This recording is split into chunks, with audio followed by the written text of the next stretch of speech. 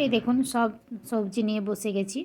তো আজকে শিম, আলু, মূলো, বেগুন দিয়ে একটা সবজি বানাবো। পুরো ভিডিওটা দেখার জন্য আপনাদের কাছে অনুরোধ রইল। আর আমার ভিডিওটা যদি আপনাদের ভালো লাগে তো অবশ্যই একটা লাইক, কমেন্ট, শেয়ার করবেন। সাবস্ক্রাইব করতে কিন্তু ভুলবেন না। তো এই দেখুন এখানে সর্ষে, রসুন, টমেটো, কাঁচা লঙ্কা, নুন, হলুদ সব একসঙ্গে নিয়ে নিয়েছি। এটাকে মিক্সি করে নেব।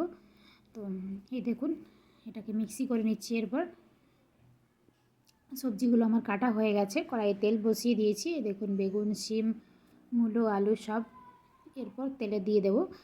ভালো করে নেড়ে চেড়ে ভেজে নিতে হবে। দেখুন সবগুলি দিয়ে দিচ্ছি তেলের মধ্যে। খেতে সত্যি অসাধারণ হয়। তো এরপর এটাকে নেড়ে চেড়ে ভালোভাবে ভেজে নিতে হবে। এই দেখুন নাড়াচাড়া হয়ে গেছে। এরপর দিয়ে দিচ্ছি পরিমাণ মতো নুন, হলুদ সমস্ত দিয়ে আবারও ভালো করে একবার নেড়ে এটাকে ঢাকা দিয়ে দিতে হবে।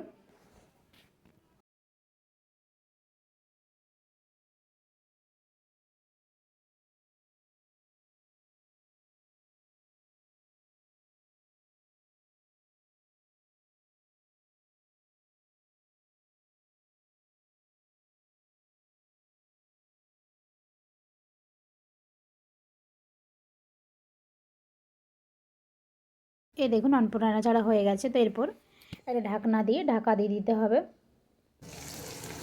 5-7 মিনিট পর ঢাকাটা আবারও খুলে ভালোভাবে নেড়েচেড়ে কিন্তু ভেজে নিতে হবে। এরকম একটু টাইম দিয়ে করবেন। সবজিটা খেতে সত্যিই অসাধারণ হয়। শীতকালে যেহেতু আমরা সমস্ত সবজিই পেয়ে থাকি।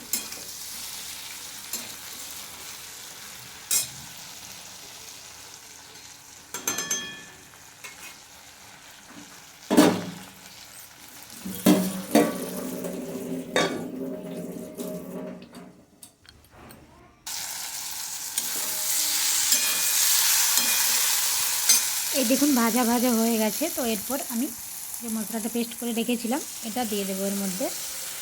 ভালোভাবে নাড়াচাড়া করে আবারও মিশিয়ে নেব।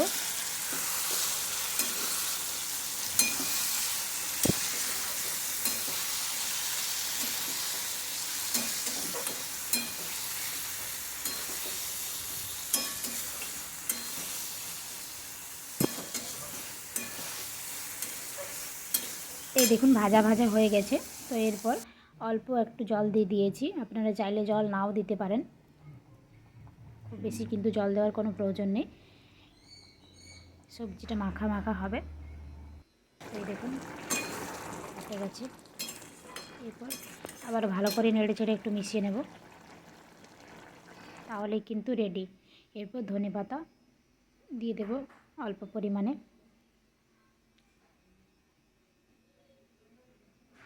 তো খেতে কিন্তু অসাধারণ হয়। আপনারা অবশ্যই একবার বাড়িতে বানাবেন। আজকের ভিডিওটা তাহলে এখানেই শেষ করছি। সবাই ভালো থাকবেন, সুস্থ থাকবেন, সাবধানে থাকবেন। দেখা হবে পরের একটি ভিডিওতে।